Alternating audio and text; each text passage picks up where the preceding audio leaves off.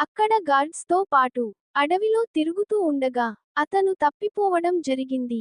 అలాగే గాయపడిన బంగారు నెమలి ఒకటి కనిపించింది మనవాడికి. అప్పుడు తన బ్యాగ్లో ఉన్న ఫస్ట్ ఎయిడ్ కిట్తో దాని రక్తం పోకుండా కట్టు కట్టడం మొదలుపెట్టాడు సందీప్. అదంతా ఆశ్చర్యపోతూ చూస్తోంది ఆ నెమలి.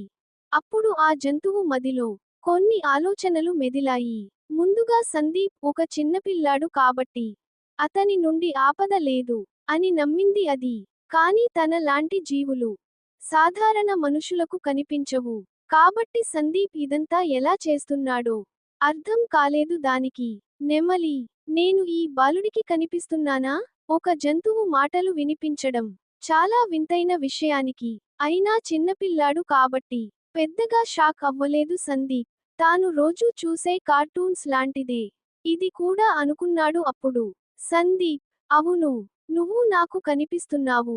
నీకు మాట్లాడడం కూడా వచ్చా? తాను మనసులో అనుకున్న మాటలకు సందీప్ బదులివ్వగానే మరింత షాక్ అయింది ఆ నెమలి.